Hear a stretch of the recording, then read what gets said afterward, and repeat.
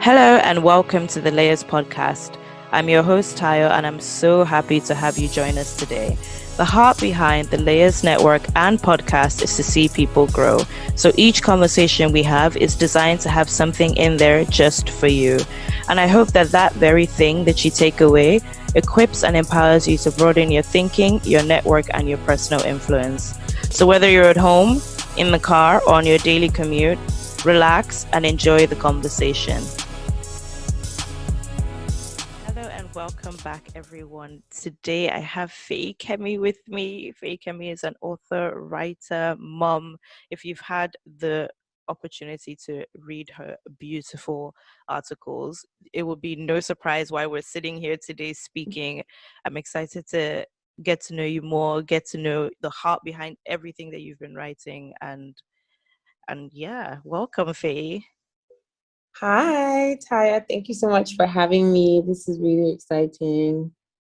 I'm really excited to be here. I love to talk, so let's go. Oh, amazing. Is this your first podcast? First ever, and I listen to podcasts all the time. Yes. So I'm really excited. I love to I'm be really the excited. first. I'm really excited. First one, first ever. Yes.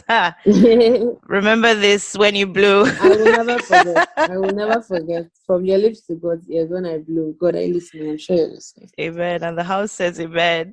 Amen. Happy Mother's Day. Mother's Day has passed, but happy Mother's Day. Yeah, thank you so much. Thank you so much. Nice. How old is your daughter? How old or how is she? How old? She's 1.5. Wow. You have She's an one and a almost half. 2-year-old. Are you ready I for the know. alleged terrible twos? I'm really hoping that the terrible twos do right by me. I'm just praying to God to have mercy, really. At this 1.5 stage, she's giving me a nice little preview, and I'm scared. I'm very scared. So I'm hoping that the terrible twos will just have mercy, because yeah. You're like, I did it in year one, no need for year two. Like, can we just skip to like the awesome, I don't even know what's awesome threes. I don't hear that the threes are awesome either. Awesome threes. Awesome threes. Let's just skip to, like, I'm praying for awesome twos. She will be the one child, speaking it over her now, that she'll be the one child that will be awesome at 2. Oh, amen. I'm speaking it for my sake and also hers, because I really just want us to just keep I want us to stay, besties. Yeah, like for the sake of our relationship, you For the will sake of our be an awesome relationship, two. please be nice to me, because I don't, and I also know God won't give me what I can't handle, and I can't handle stress. Can't handle stress, so we're hoping for the best. But she's a great baby, great kid. Really, her personality is just fascinating. She's like very bubbly. She was born on Beyonce's birthday, so Child of destiny. Do you already know I'm working with a lot? God help me. There's a lot already at 1.5 years old, so I'm just waiting to see if 18 months is. I'm waiting to see what 18 is like. I'm also just hoping God gives me the grace, to just help her through her journey and just be the best she can be. Amazing. I in your writings on notes on motherhood, you mentioned something at the end where you said, I don't want to get in God's way of what he wants her to be.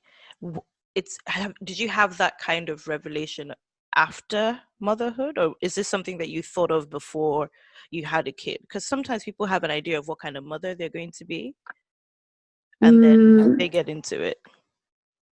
With no shade to my parents, they're fantastic parents. But I think they were typical Nigerian parents, in the sense that everything I guess I came to them with, my natural abilities were just always very, question mark. Like, my parents are Yoruba, so they would say kilama fele, which means, what are we going to do with this? When I would come to them with like the things I wanted to do. I remember I wanted to be a photographer. I wanted to study at university. And I remember going to my dad, and he was like, literally, he said, so kilama fele, what are we going to do with that? Like, how is that going to make us any, what is the dream? What is the goal for that? How do you see yourself feeding yourself with that? And I mean, everybody comes into parenting with their own understanding of life. And everyone, you come into parenting wanting to give your child the best, and from at that point in my dad's life, photography was not a profession that you were like you were not successful in his own idea of success. You were not successful doing that. And so me coming to him with those ambitions, he was just like, honestly, it's a no from me, dog. Like, you're not what we're not gonna do is spend these pounds sterling educating you on the art of photography. How about we study business management? Oh Lord. That sounds like a nice little. I remember the the what's the word? The whole point of me studying business management was so that when I do become a photographer, I can manage my business. Obviously, that never happened. And I've just always been the kid that, I think I was always that kid that just left my parents in like a perpetual state of, because I've just never really been, I didn't have ambitions of being a lawyer, doctor, engineer. Those things didn't keep me up at night. And I've always been a dreamer. I've always had a vivid imagination.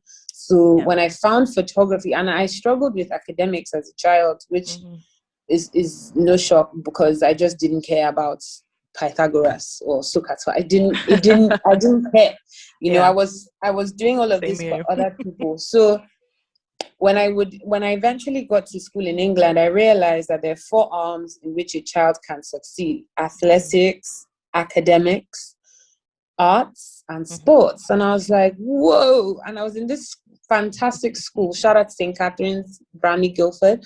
I went to St. Cat's, and in St. Cat's, they just prioritize these four things as like, if you're not good at this, then you're good at this. And if you're not good at this, then you surely would be good. So and I was in a space where they found me in the places that I couldn't find myself, in terms of, these are your strengths. Yeah. And they were able to communicate that to me. And the beautiful thing about communicating to a child where their strengths are is confidence follows, and they just do well everywhere else. Yeah. Which is something that Nigerian educational system is yet to find and to hone in on. It's academics or nothing here. So I guess what I was saying in my thing, and when I wrote what I wrote, was, when I'm gonna be parenting my daughter from like I stole this from Will Smith. He says this all the time, like a gardener. I'm just going to pluck out the weeds. I will not plant a seed and expect an oak tree where a dandelion might sprout. I am going to just sit back and watch and if there is need to uproot anything around her, I will. But I will not uproot her, which is, and I just hope God gives me the wisdom and the grace to do it like I hope I can, because I feel like a lot of my generation suffered from, and maybe even the previous generation, but my generation suffered from parents. There was like a huge gap between us and our parents, where we could see a world that they couldn't see. Oh yeah. And because they couldn't see that, it was non-existent, and we were just fairies living in a fairy tale, and they were the ones who had their feet firmly on the ground. Whereas now we can see the way the world is changing, and you can see that, oh, maybe we should have listened to these ones because they had one or two things. But it all worked out in the end somehow, and I guess it all works out. It really does, doesn't it? It was actually one of the things I was actually going to bring up later on, but I think if we're here, we're here. I was actually going to say that it's funny because when we speak about our parents, it's funny because I also wanted to be a photographer as well, and I was told, scrap that dream with immediate scrap it, sis. And funny enough, not by my parents, actually. It was by like one of my siblings, but it wasn't by my parents. My parents actually got me a camera. To be fair, they also got me a camera. I have to say, in fairness to them, they supported how they could. My dad actually tried to get me 1 or 2 gigs to shoot his friend's 70th birthday. That wasn't the kind of photography I wanted to do, but that was his way of showing support. And That was you his own take way it. of, You're like, I'll and I'll take take it. it. Do you understand? I'll take it. So when I'll be like, oh, we are trying to help you, and you're not even following the help that we're giving. We're giving Yeah. you. So it won't be like someone did not support It you. won't be like, do you understand? Someone did, like, I don't want it to. They really supported. They got me whatever I needed, and they were very hands-on. Gave me what I needed, but they were like, it's a no from me, man. You will not be doing that. Yeah. Off to oil and gas you go. It's funny because I think with Nigerian parents, it's the life that they've known. So you try Mm-hmm. to bring to them a life that they don't know. As to, I mean, you can look at Steve and Ty; they're really great photographers in Africa, around the world, Absolutely, and who are that's even a doing different. There's so amazing. many. Yeah, doing so many Absolutely. things. So I think there is that when that's the world, you know, especially if you come from a certain background, you live in a country like Nigeria where really Mm-hmm. photographers and creatives are not we're not Yeah, rather the ones making that big buck before. absolutely. You know, I mean, how many times did we clown photographers in school by, you know, by the dramatics that they that they used to get the shots. Mm-hmm. Mm-hmm. um so that's very interesting. There was something actually I picked up from the article that I really love that you said, when I think of motherhood now, the first word that comes to my mind is stretch. Mm. How did you get there? How'd you get to that thought? Like, obviously I know, like, I'm not a mother, but I can imagine very much so how you got there. But you walk us through I it. The thing is, it's funny, whenever I start writing these things, I guess that's why they're so deeply personal. I actually write them for healing for myself. Mm, And so I remember, like, that's good. this day I was I was like looking, like tracing my stretch marks on my belly as I do Mm-hmm. now, trying to move from a place of disgust initially to now love and respect for myself and what I've done. I'm still working on myself. Some days it catches me off guard and I have to unlearn. There's still a lot of unlearning to do, but I was trying to put myself in a headspace where I my stomach and what it looks like now was the Mm-hmm. perfect metaphor for the beautiful journey that I had been on. And Mm-hmm. it didn't, I was able to find that you are like this.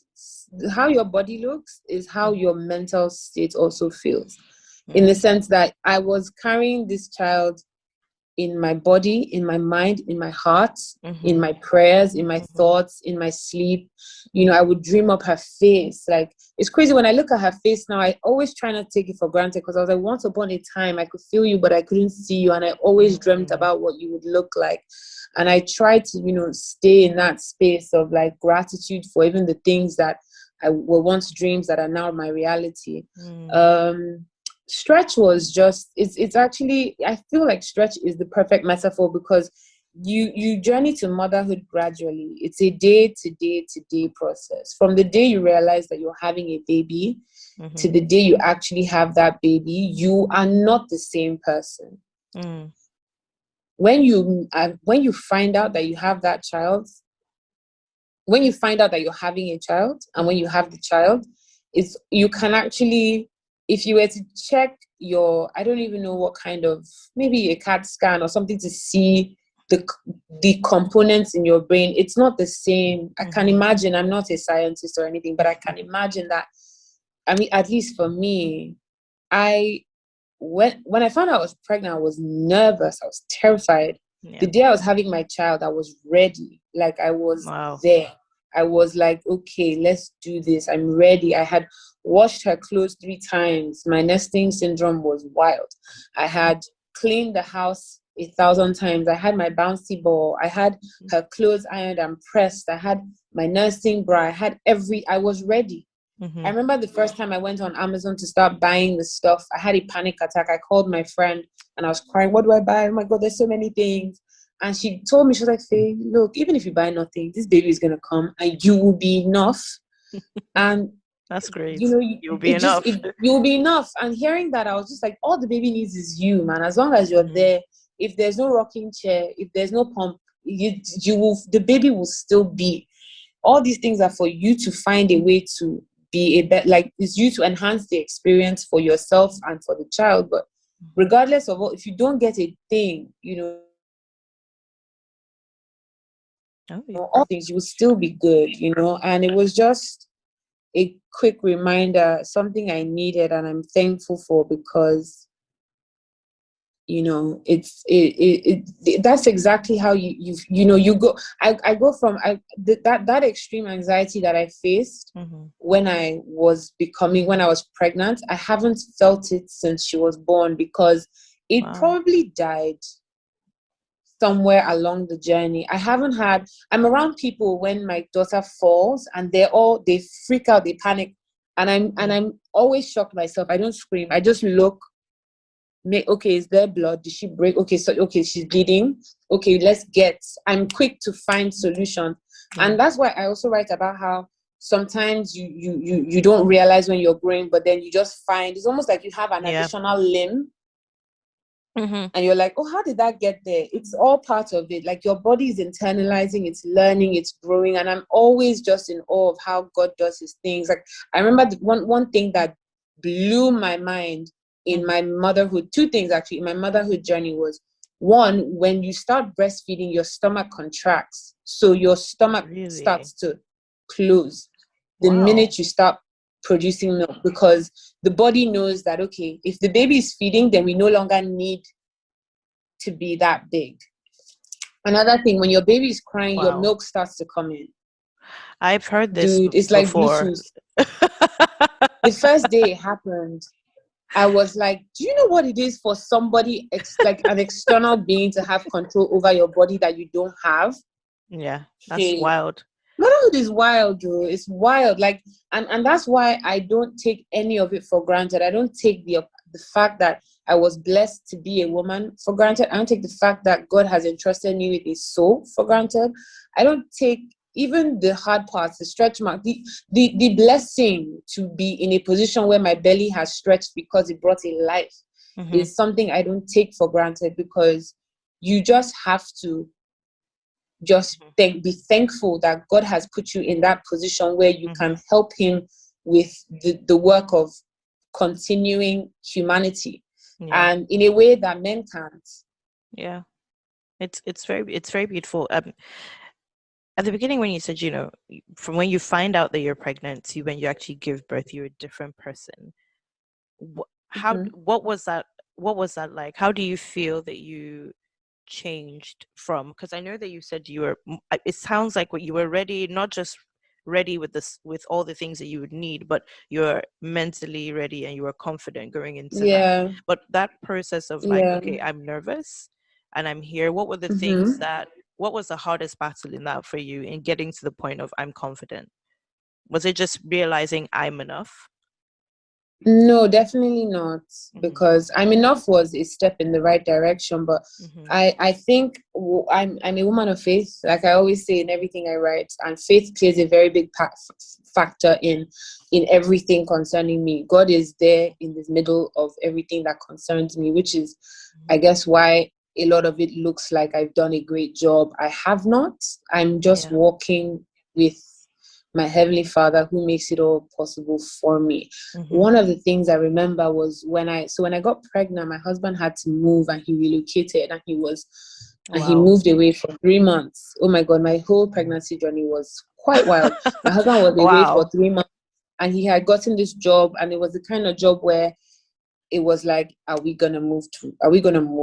Am I gonna stay? Is this where I'm raising my child? Am I raising my child in a different place?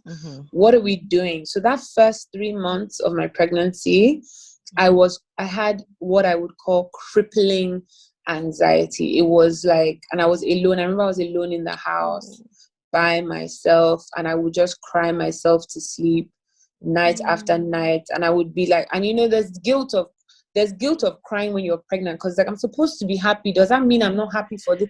What is going on? And one beautiful thing, a friend of mine called me or sent me a message, and I always mention this to her, and shout out to her. If she listens to this, she'll know I'm talking about her. She said to me, Feyi, God told me to tell you all will be well. And then she sent me this chapter in the Bible, and I cannot remember. Well, I have it written somewhere, but it basically just told me to chill. God is Sit down and basically relax. it just like and I think that's one beautiful thing that my journey taught me. It taught me that it's not my job to do God's job. Yeah. Motherhood is, in fact, it's not it's not my job to carry my motherhood by myself. God sent a child through me. He has his plan for this child. What I am supposed to do is continue to communicate with him so that whatever it is I'm doing for the child he sent is in line with what he has planned. Yeah. If the minute I start to step out of my motherhood within my capacity is when I panic, because I don't like, and it's so crazy since she's been born, even from the moment she was born, it was clear to me that this is a child that God is constantly watching. And her name is Oluwakojusimi Shemilore, which means God has looked upon me and done me well. That's it means that God name. is watching me. God is watching me constantly. Oluwakojusimi means God is focused on me.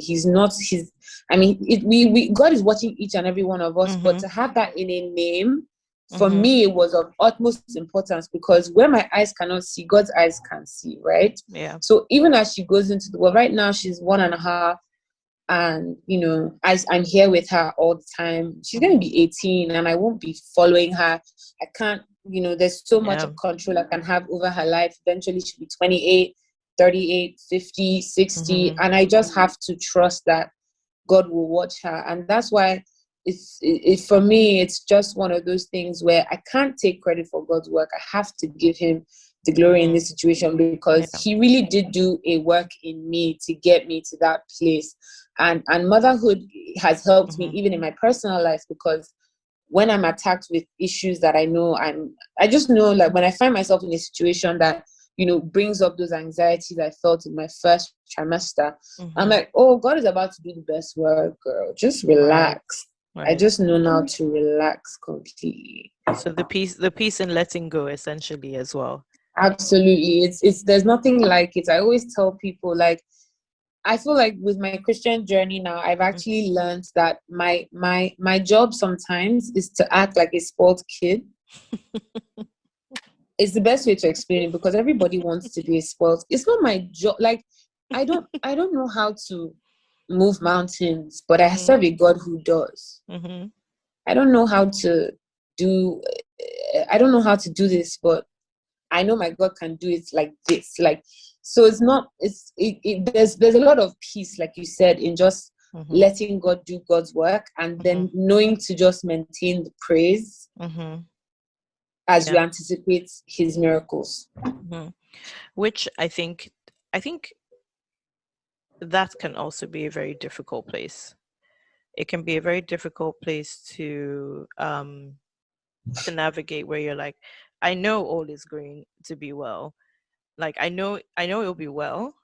I can't see it now. I'm going to praise now, but I still have to do the heart posture of, it's like a constant everyday training of your heart to be like, okay, fine, it's going to be fine, it's going to be fine. And in that, you find that you're 1,000 times more resilient than you could ever think that you are. Absolutely. I mean, it's not an easy journey, like you said.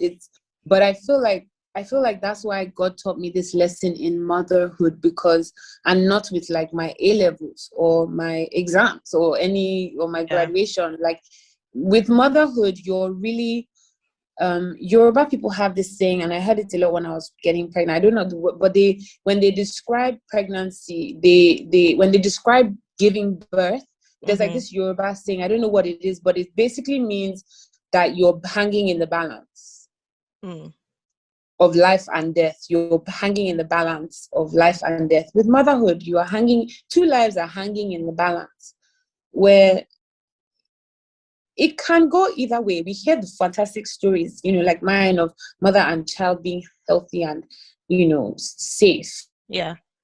But you also hear the stories where, all sorts of things happen.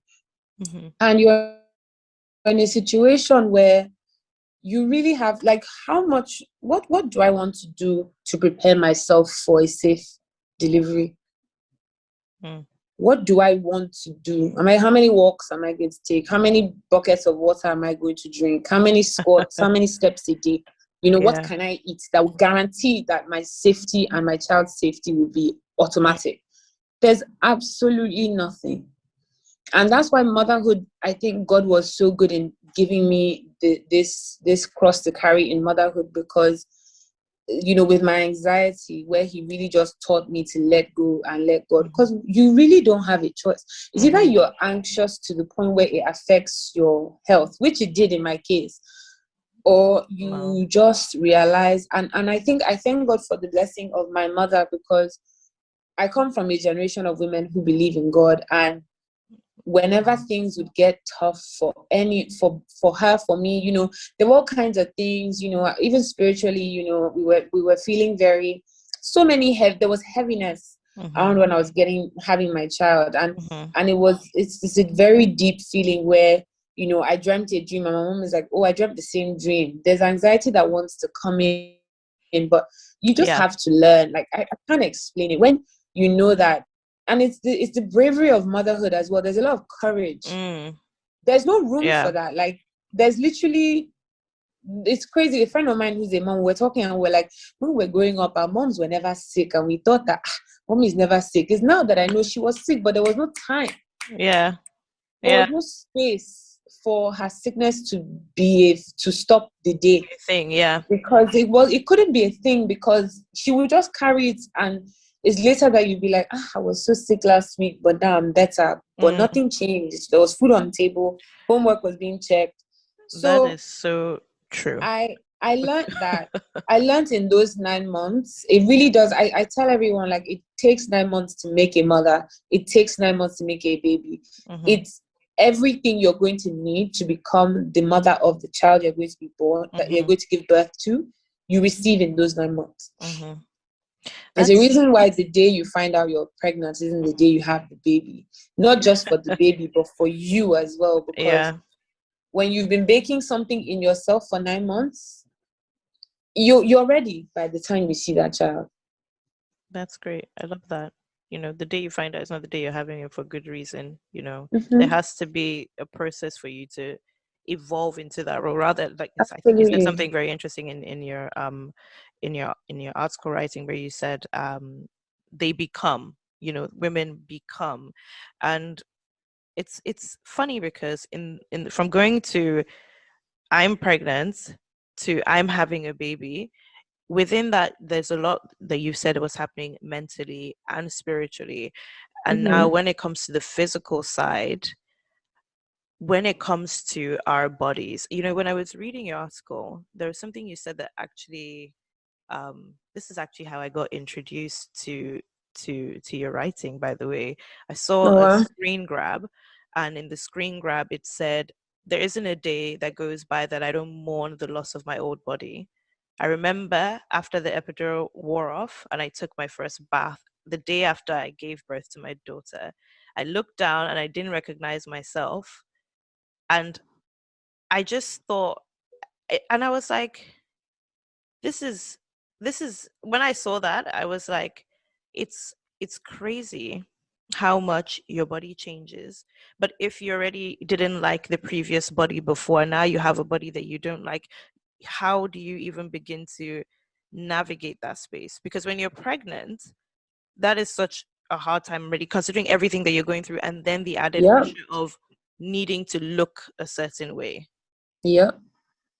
Walk us through that journey, because when I saw that, I was like, it's because I don't have a kid, I've never been pregnant, and I can't even understand that. But I remember thinking, I think the reason why even particularly stood out to me is because my friend had a baby, and when she posted that, she wrote she used to think that she was fat before she gave birth. So when she gave birth, she was just like, wow, I am just like, I've just taken it to a different level now. The thought that new life could come in, the mental, spiritual things happening in the background, and I care about how I look. That's difficult. Yeah. It's still, like I said, it's something I'm still learning every single day. I mean, How much time do you have? Because I don't want to talk your ear off about this. But the thing is, I struggled with body dysmorphia probably all my life, and then I went and it's crazy because I had just gotten my body to the goal, and then I got pregnant. And I remember after like one of the days where like my bump started showing, I actually like broke down and cried because I knew what was coming, and I was like, "Oh, girl." Bye-bye. It was like, sayonara, sis, it's been real. and I think even when I knew that, oh well, your body would change. I'd hoped for the best. I didn't really expect the worst. The worst case didn't happen, to be fair. Yeah. But what happened was tough. Like I really, and the thing is, I allowed myself mourn the loss. So I was very vocal, and I didn't try and be a bad guy or like, no. I don't, that's one thing I don't do. I feel my feelings totally, no matter how long I tried to. And I think what I was doing with the writing was I was unpacking a lot of things. I had shifted to the back because I had just become a mom. And so I was now starting to, because what motherhood does is, like I mentioned in the article, a lot of things are on your plate, so you take yourself off. But then my child became like 1.5, so I could now finally put myself back on a bit. And it was like I was speaking to someone I was having a heart-to-heart with myself, and I wrote everything out. And I was basically unpacking like how. So let's even talk about that. How was that for you? Actually, sis, it wasn't great. I didn't enjoy.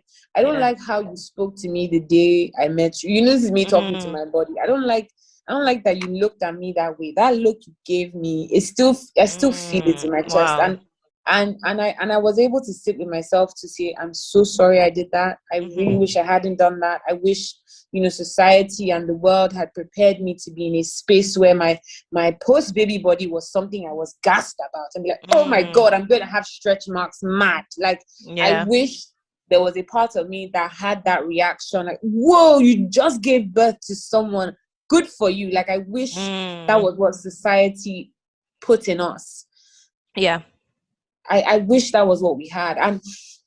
And the journey to finding a way to love that, even though you never loved what finding a way to love that, even though I never loved what I had before, has more to do with my daughter than me. And I'll explain. Everything I don't like about my body, my mother doesn't like about her body. Oh, wow. Everything she says she hates, it's interesting. I hate. It's not like I purposely, out of solidarity, decided, oh, she hates her arms, I'm going to hate my arms. You just inherit the insecurities. Wow.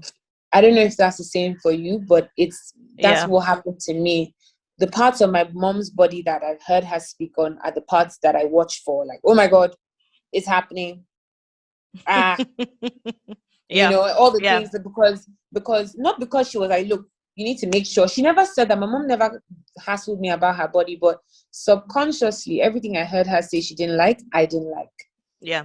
And in the same vein, in line with everything I said about wanting to give my child every single sense of freedom, I don't want her to ever say to anybody that. And this is not to, my mother did her best. She's an excellent mother. Yeah. But this is something I just knew was I had to be conscious of, because I'm not going to give her any insecurities that she got from me. Oh no. She's going to see. What I'm going to do is what my mother did, which is lead by example. Everything I love about myself, I saw my mother do and I copied. I wouldn't even say I was inspired. I copied, like copy and like the way copy and paste. cheat on an exam. That's me with my mom. Like, okay, you did that. Okay, you said that. Okay, and I talk about that in this other article I wrote about my relationship with women and how I emulate my mom in so many ways, because she to me is the epitome of strength and grace and confidence, right? Yeah. So if she could hate this thing, who am I not to hate it? Yeah. And so for my daughter's sake and for my sake as well, because look, this body is this is us. Like, this is me talking to my body again. This is who we are. We can work out. whatever it is we're gonna do, we can whatever. This is us, and what we need to right do now. is this is us right now, and what we need to do is make sure that we find a way to just.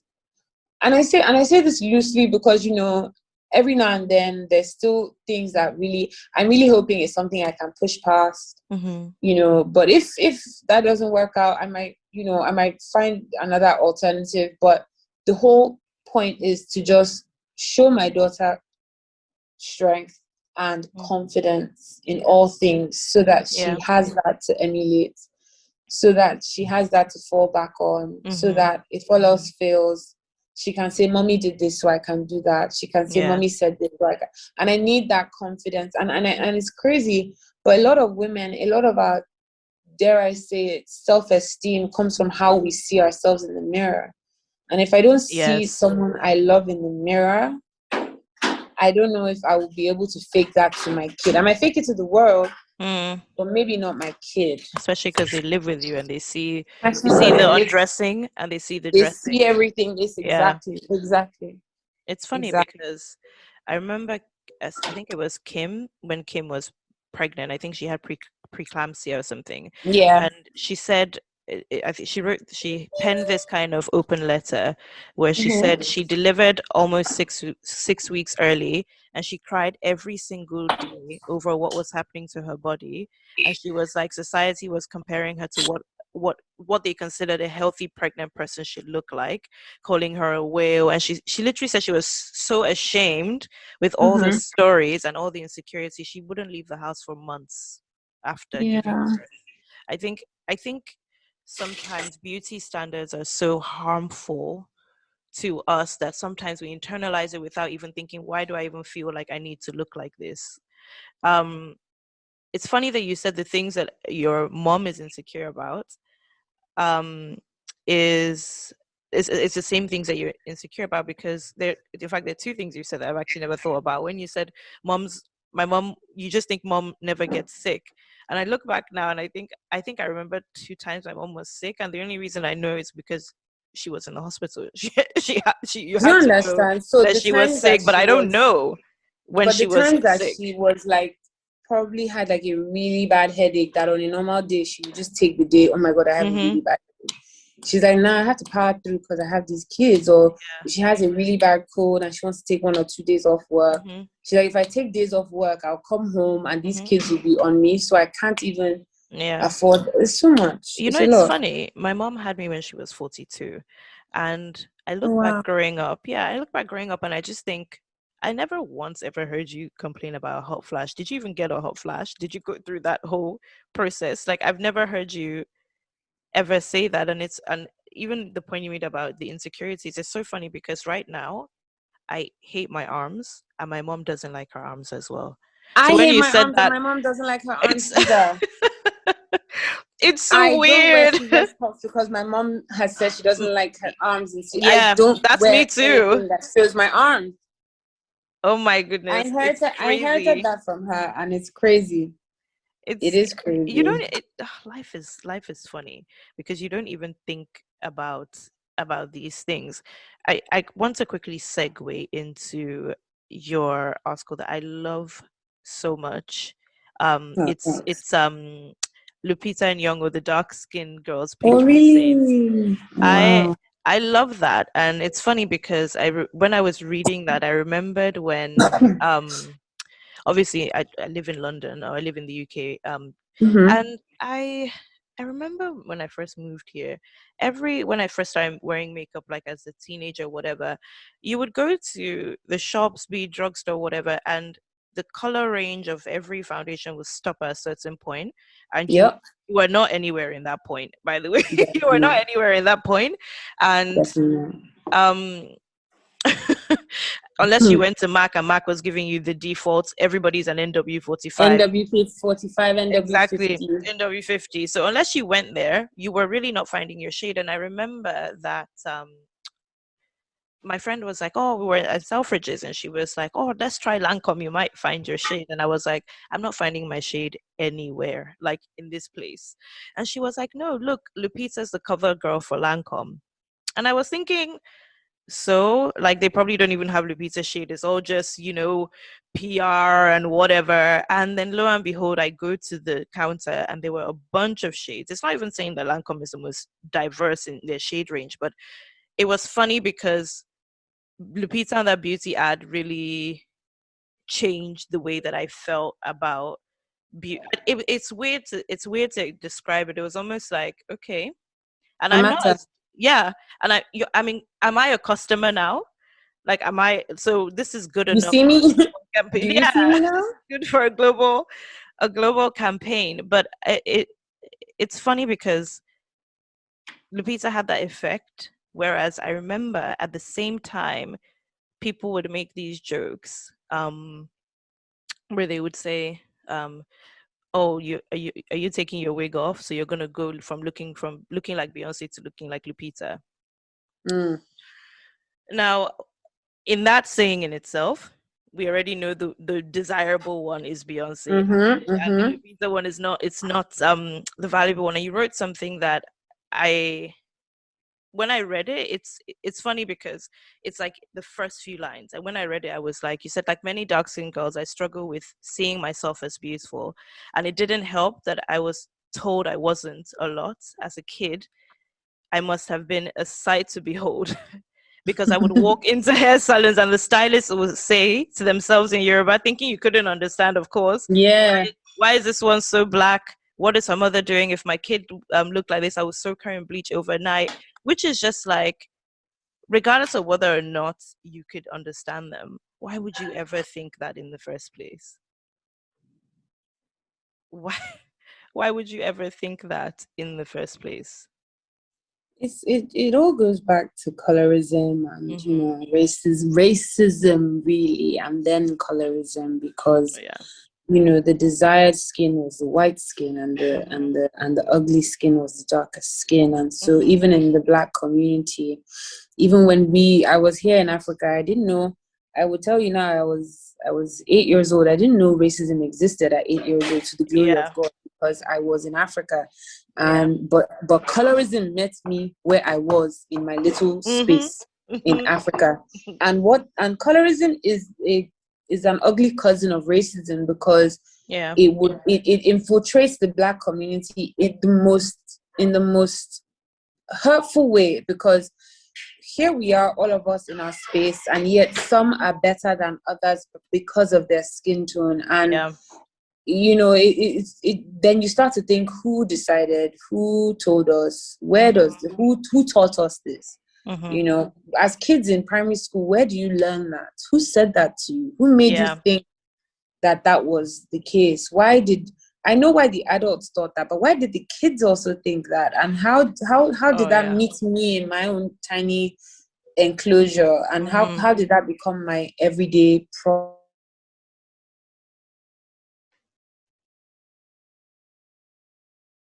Oh, you've broken out. I can't hear. Can you hear me? These are the problems doing things doing things during lockdown and COVID, where the networks sometimes scramble. Can you hear me, Faye? You've cut out for a second, so I'll wait for you to come back in.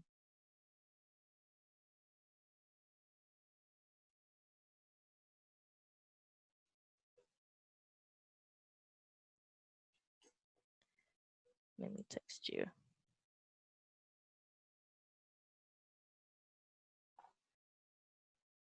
Oh, you're muted. I was just about to Hey, say. can you hear me now? Yes, I can hear you now. So sorry. So how did that become my problem? Who decided? And it's just one of those things where, like, and like I say in the article, Lupita isn't the most beautiful. Mm, I know people mm-hmm, that are more beautiful than Lupita. I've seen people. mm-hmm, I grew up with people mm-hmm. that I think are more beautiful. I'm gonna even go out on a limb and say I think I'm Yes, more it's not beautiful out on a than limb. Lupita. It's But not out but on a limb. but but but but the thing is, it's not even about the fact that she is the most beautiful or isn't Mm, the most beautiful. Is that she was willing to do the work to make sure that you saw her and saw beauty, not for a personal reason. She knew that there was work that needed to be done. And it's crazy because I had done that work on myself. And I was fine carrying the burden for myself and for my child, because I knew I was going to have a daughter. I always knew. I knew that. And I was like, do you know what? I'm going to make sure that I'm so confident so that when my kid comes crying home, I can give her the tools of the fake it till you make it tray. I can tell her how to play this game and how to tell people to, back off, and how to tell them, don't worry, one day, if you don't think it now, well, I'm going to be beautiful, blah, blah. Look at my mom or whatever. I was ready to give her that. And what Lupita did for me and the women that look like me is it made the world realize what they had done wrong. Not the entire world. Some people will still remain unchanged. But it made the better thinking parts of the world realize, oh my goodness, we've neglected these type of women. We've neglected these type of men from our understanding of, why is it that when you Google beautiful woman, it's white blonde women that show up on Google? Is this still the case? Let me even do it now. I'm actually too afraid to check. Wait, let me at do the time it now. when I was beautiful women. Go on.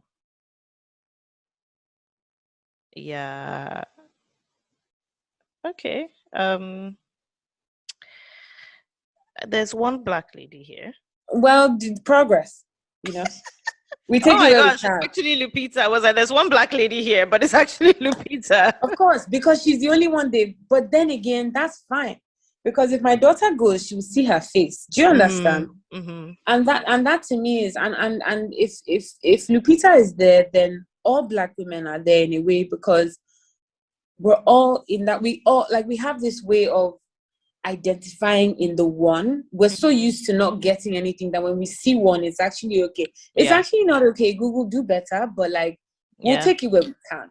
Yeah. And it's just you I think you can't even begin to understand the joy in my heart. Like, I have this book Lupita wrote for my daughter. It's called Sowe. Yeah. Sowe. And or something, Sowe. And it's the story of Sowe was born the color of midnight. Her mother was midday, her dad was dawn, and her sister was. And it just goes on about how Sowe tried to erase her skin. She tried to powder it. She tried to eat white food to make herself more white. And you can just see all these struggles, and you can just see. And in the end, it just tells you about how night and day need each other, and how we both need to coexist for the world to be better. And I honestly, you cannot fake that kind of intentionality. Like, this is someone who she came into the world knowing what was required. When she was hoisted into the limelight, after picking herself off the floor, because if you really are a Lupita fan like I am, you would know that half of A Yellow Sun was her first job out of university. She wasn't expecting it to do. Wow, I didn't know that was her. Wasn't expecting it to do so well. She got paid like peanuts for that role, and she went on to win an Oscar. So she was like, "Whoa, wow, hold up!" But to quickly have that presence of mind to be like, no. As your Bible will say, Monisha Latishi, I have work to do. There's work to do. To quickly be like, what is my message here? My message is that women that look like me will not be ignored any longer. Yeah. I don't even know what she suffered. She lived in Mexico and then lived in Kenya. So she's lived all over the world. I'm sure. And Lupita does what she does from a place where I see your trauma. Do you understand? Like, I see what you went through, and I see why you're so intentional. Because if you didn't go through what you went through, I would do the exact same thing. If I was in that position, I'd be like, you see this, my skin? You're gonna. She was noisy about every time she would go to stores and didn't see her shade. She was noisy. Yeah. She didn't keep quiet. She made sure that you, a makeup artist, was going to feel bad for not having what she needed. She would make sure, I only use this makeup artist because he has what I need. I only use this hairstylist because he knows how to do my hair. Yeah. And she was very vocal. She didn't hide.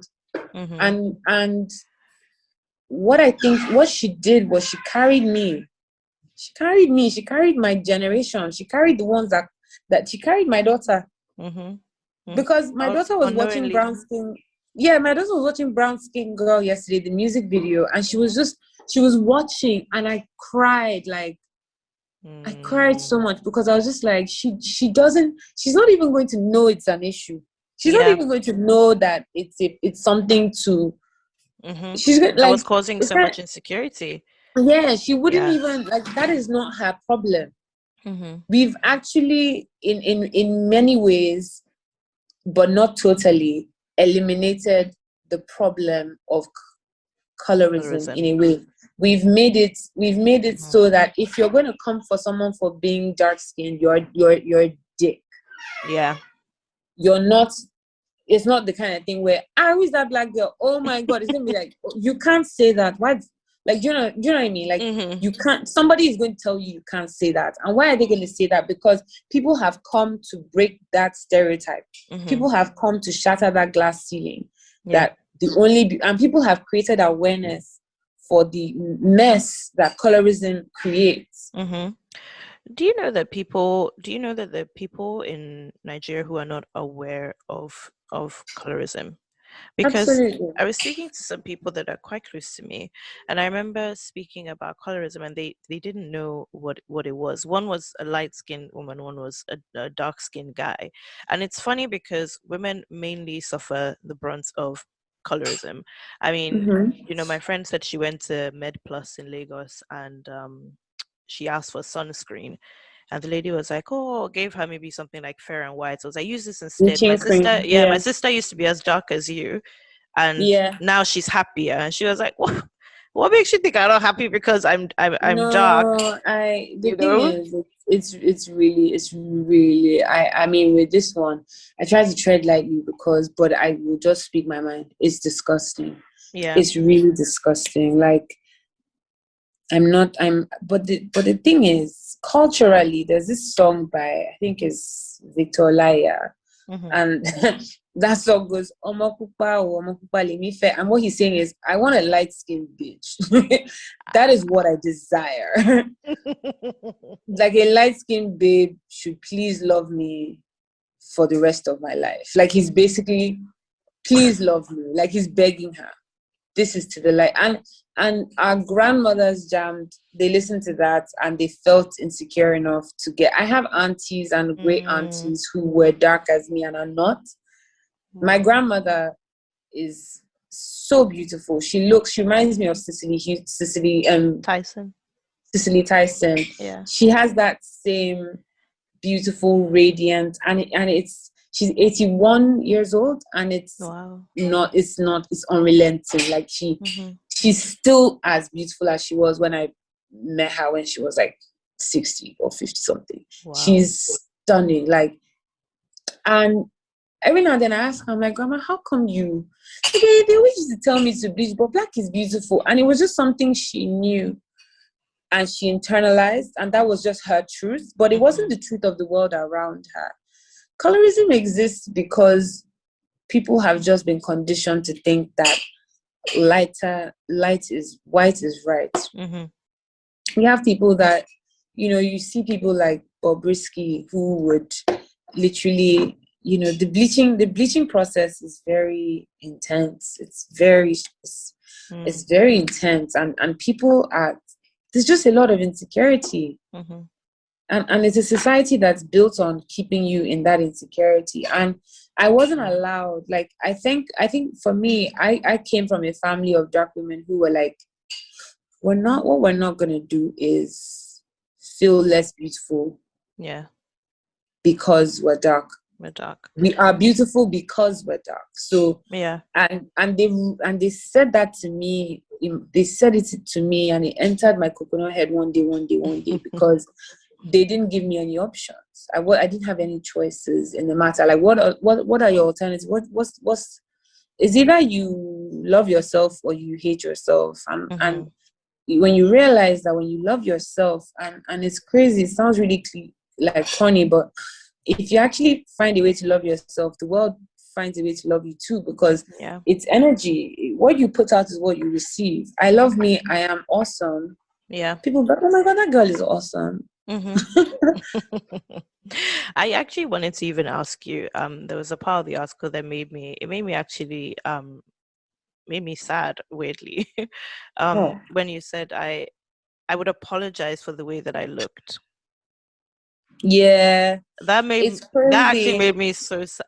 It made, I don't know why. It just like was like, it made me cry when I wrote it, because it was, again, I was unpacking, unpacking, and I just had this memory of this day where I went to the cinema with my friends and we took a picture and everyone is there beautiful, and then it was just me and my very dark face in the corner. I was like, oh my God, I'm so sorry, guys. Oh gosh, do you know what, let me just take the picture.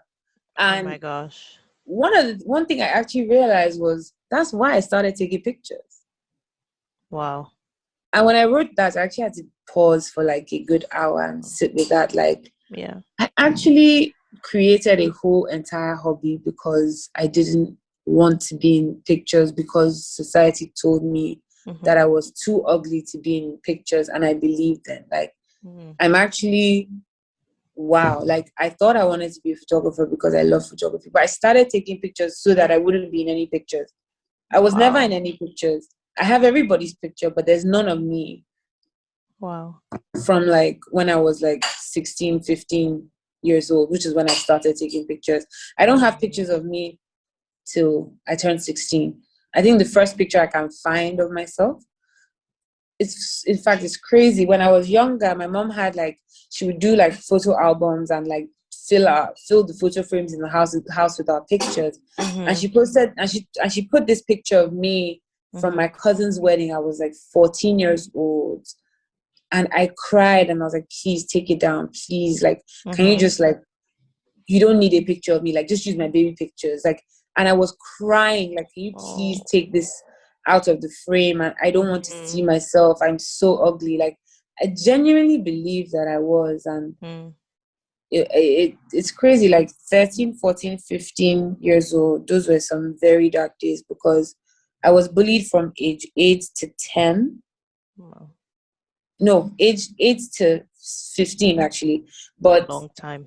But not necessarily. It was like micro. Like bullying sounds like you were beat up. It's just verbal abuse. A lot of really mean words that you just internalize, and you don't realize where the truth starts and the lies starts. It's just And I just remembered, like, when you internalize a lot of bad thoughts about yourself, it becomes truth, and the manifestation of that is just very ugly. Because not ugly like it's just very like there was a lot of really dark, really, really sad times in my childhood, because I simply did not like what I looked like. Yeah. And that's hard, especially in your formative years, to be feeling almost to the point where I don't even want to be seen. Yeah. I If really wish that wasn't the case. If you met your 15-year-old self now, or your 10-year-old self, or your 12-year-old self now, what would you say to her, knowing how she was feeling? I realize that that's kind of a complicated question right now, but the thing is, it's actually complicated because my mother, bless her soul, she tried so hard. I remember she got my cousin's friend, who was a model, dark-skinned, beautiful woman, to come to me to tell me how beautiful I was, and I didn't believe her. So I feel like if I could meet my 10-year-old self, I think I wouldn't tell me, oh, you're beautiful. I would just be there for me, because I understand. And I would tell myself, just hang in there. One day, you realize that all of this is a lie. But I wouldn't listen to me, because I'd internalized so much of the bullshit. Yeah. I wouldn't listen. But I would tell me, I would be really close to myself. I would be someone that I can confide in. I wouldn't just go in for 1 minute and be like, hey girl, everything's gonna be okay, and I'm dead. No. I would be there to make sure I think that's kind of how I approach my friendships now with a lot of my friends, where I walk with them through their struggle, because I feel like in those days when I was going through what I was going through, people didn't understand. My mother is as confident as they come. So she was looking at me like, huh? She didn't Where is even know this all what to coming do with from? me. She didn't even know what to do with me. It was like, what is this? Like, how people would, I would explain to her how people would make me feel. And she'd be like, people have that much of an impact on you? Like, nobody can. And she would just be like, nobody can say that to me. I can't relate. So I guess because I could relate to how I was feeling, I would, because my mom would always say, just tell her that she's ugly too. Is she silly? I wouldn't, I can't, you can't, You're like, I thank you. wouldn't do That's that. very helpful. I was, do you know how deep it was? I would go back to my mom. My mommy said that you're ugly. And then my mom would come for Parents' Day, and then the bullies would be like, Faye's mom, is it true that you said we're ugly? And then my mom would be like, what? So I was actually, So you body shame me, I'm going to body shame you back. you understand? And then my mommy said it. So mommy said it, then it's more valid than me, and my mom has more power than me. And if she says it, then I guess deal with that. Like, yeah. So I guess I would just be there for myself to hold my hand through everything, and be there when I start to find that confidence, and I would just be there for me.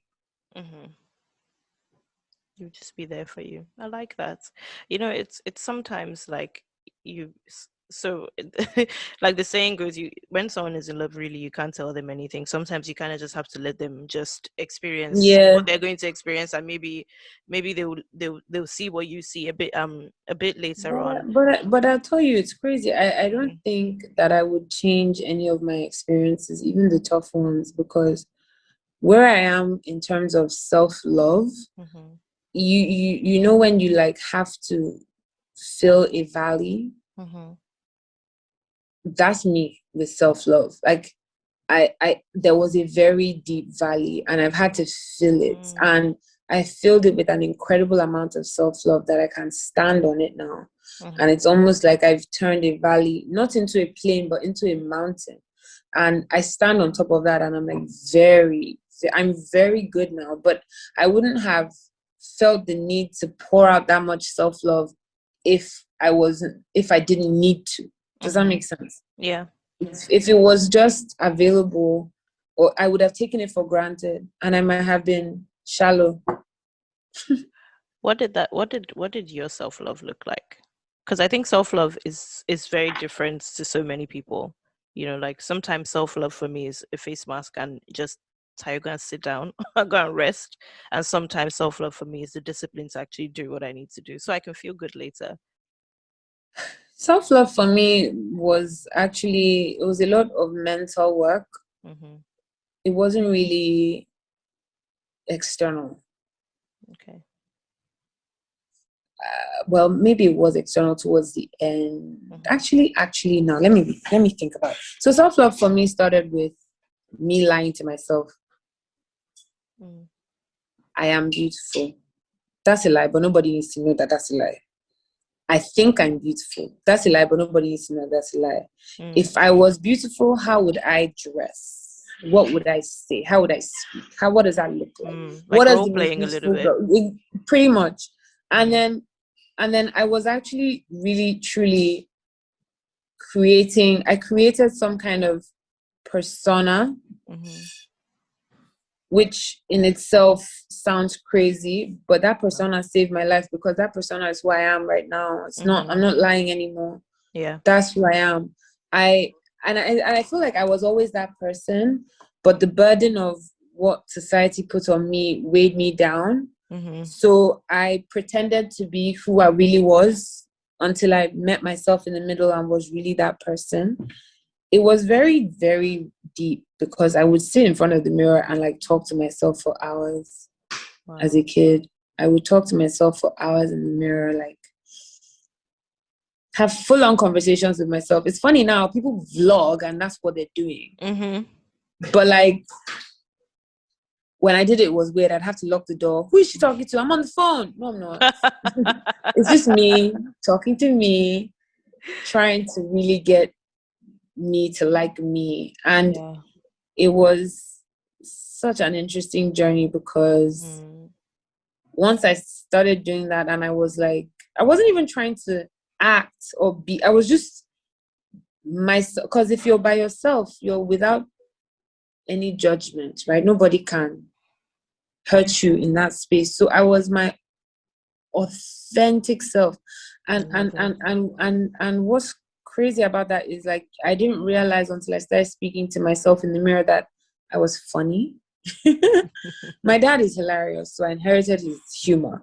I didn't know that until I started speaking to myself that I was funny because I was too timid to speak. Then it was tough, but even now as I remember, I'm just remembering because like my room that I grew up in is my room in my parents' house even now, and I go back there and there's like a tiny dressing table there, and I'm like, oh, dressing table, what we've been through, what we've had to endure. If this mirror could speak, it'd be like, girl, do you remember the time when? Yep, I remember. You know, it was a very, and I didn't realize what I was doing at the time. It was just something that my mind just had to bend. My mind bent in that direction because I was looking for a way out of the mess I guess I had created by believing what everyone said or not thinking more of myself. So I started off by like, I guess, meeting myself in the mirror first, and then that led to, oh, I like and then the things I liked about myself, I would say out loud. I really like my lips. I really like my small nose. I really like my eyes. I really like,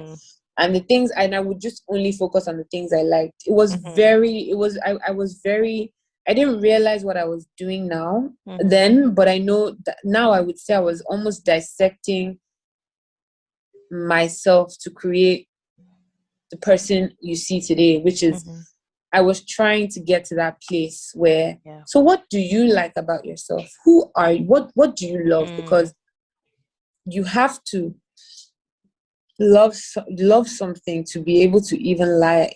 Yeah. Well, more or less you're unpacking yourself. Exactly. But while I was doing that work behind the scenes, I just decided to be my mom, which is what I talk about, and how I pretty much wore her skin and I became her, and I would just move and speak and respond to situations as she would, with my heart beating so fast. But nobody needed to know that because that was my heart, right? I didn't need to wear my heart on my face. I could be like, and so what did you say to me? Say it one more time. Let me hear you. Who do you think you're talking to? They're talking to you. Please don't say it again, please. But nobody needs to know that we're freaking out on the inside. Yeah, it's amazing because when I was thinking of this interview, and because sometimes when we sit like this, most times I have very limited questions, and I do so just so that it can take its course. And I remember the first time that I ever recorded a podcast, I actually left the whole setup on the table for like 5 hours because I just couldn't come to terms with the fact that it didn't turn out the way that I wanted it to turn out. In this, and not because the podcast was bad, it's just everything we discussed was not what I thought that conversation was going to be about. And funny, and when I played it back, I loved it so much. And I think it's the same thing with this podcast where I wasn't sure where it was going to go, and I kept my questions quite limited.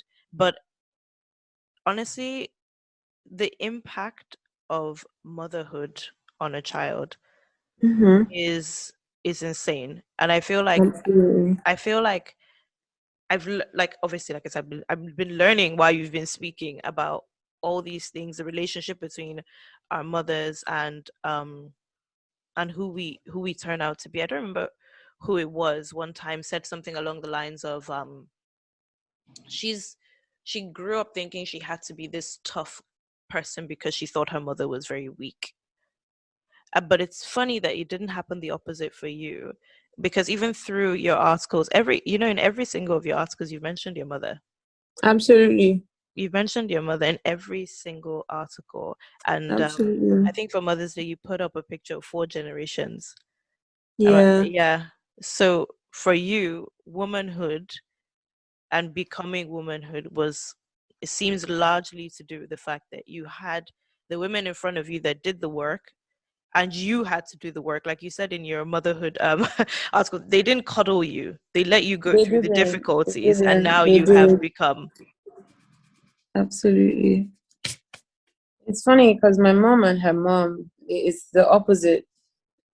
It's very similar to the person who you said saw her mother be a bit weak, and so she had to be strong.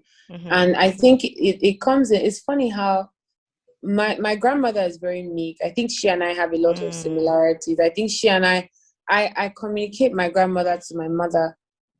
My mother hears one thing, I say, no, this is what she means.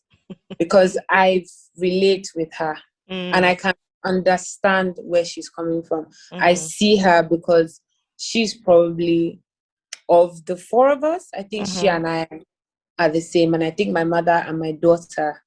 And it's funny, I've always known I was going to raise my mother, and my child has come, and I'm like, oh God. Wow.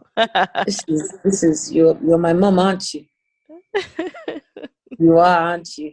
And I feel like how it happens is that in every generation you have, it's funny, like my grandmother was very timid and I would never say weak, because she's not weak.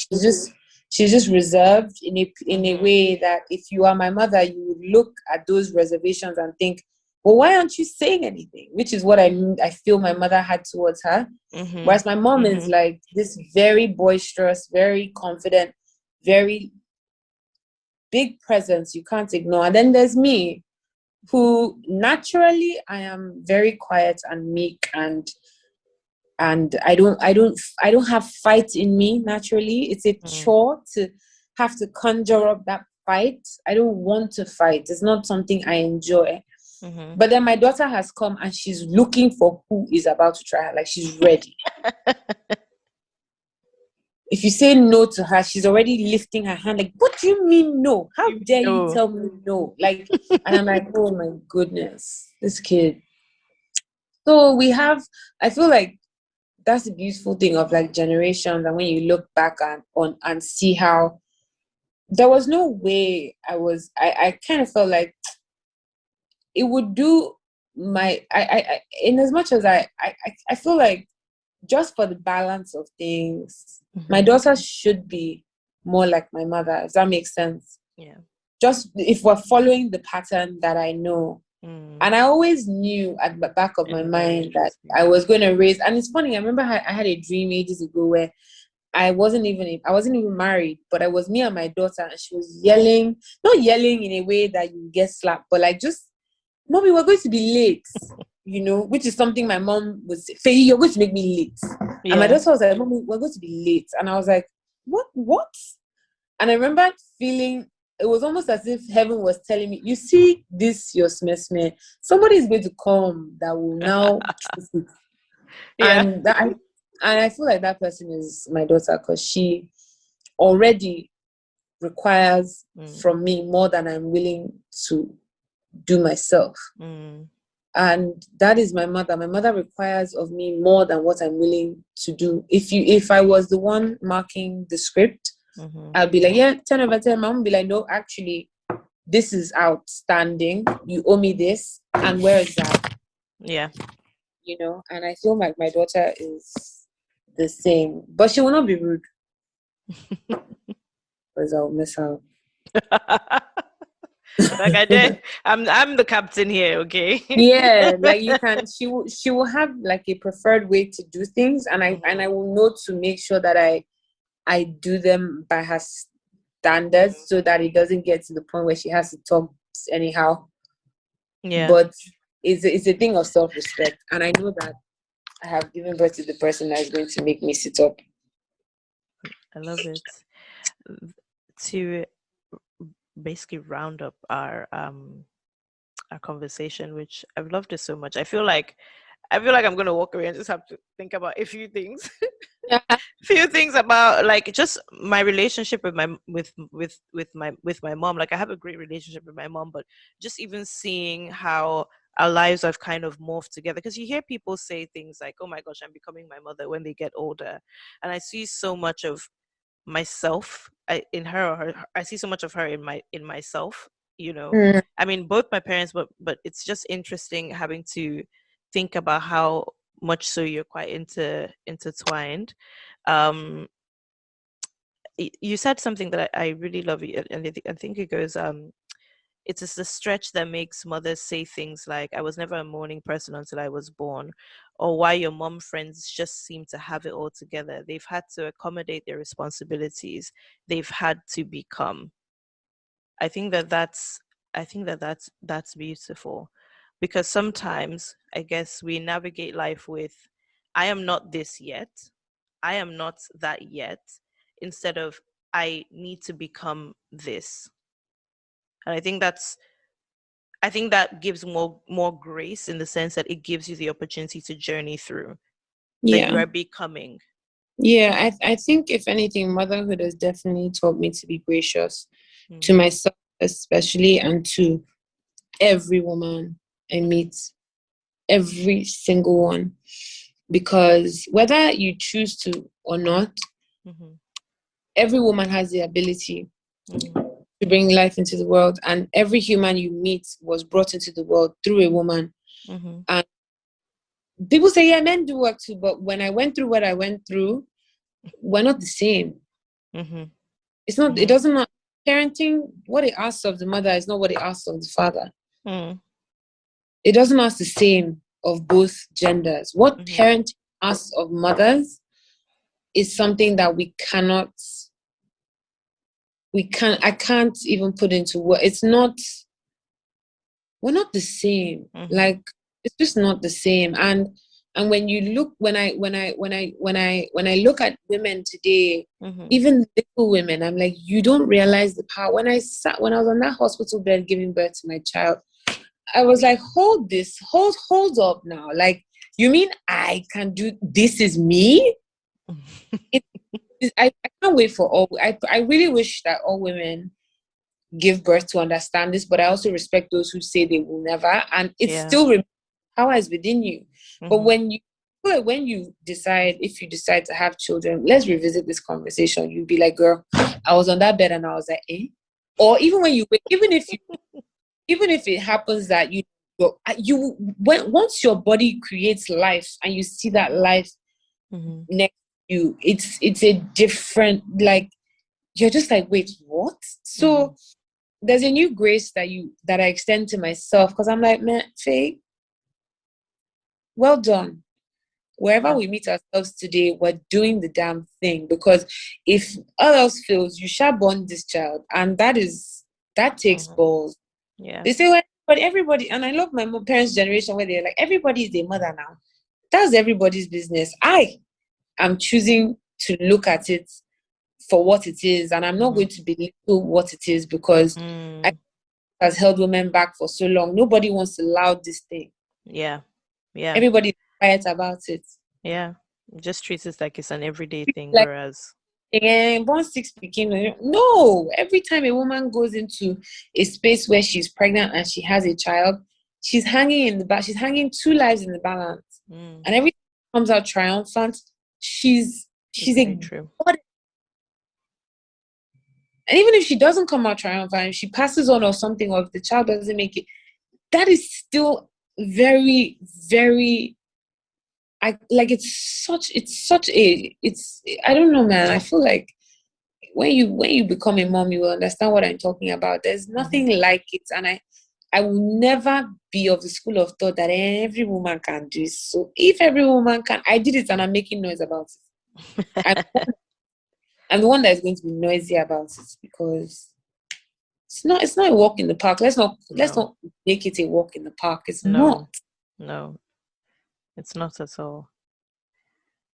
I I love it so much. I have to even stop you now, because like even then again, it's like you're just so used to, moms. Yeah, you had a baby. Yeah, that's what your body is supposed to do. Yeah, you're a mom. But You're a actually, mom. like, no, I'm a mom. Like, you should be saying that with an exclamation mark or Yeah. exclamation point. Yeah. That's incredible. Well, Feyi, thank you so much Thank you so for much. blessing us with this conversation. Honestly, Thank you for thinking of me. I really appreciate you taking the time. I know, of course. I love this whole conversation on motherhood. I wish we could actually keep on going. Um, because I feel like I'm just learning so much as well. Um, yeah, I've really enjoyed this. Thank you so much for You're welcome. coming, walking us through your journey, unpacking, even giving us a bit of insight just into like your pregnancy journey and how you were feeling and how you've kind of come out, and rather how you've become. Thank you for sharing how you became or how you're becoming, because it's I'm still a becoming process. still the process. Thank you so much for giving me your platform to speak. Ty, I really appreciate you having me. Anytime, anytime. Amazing.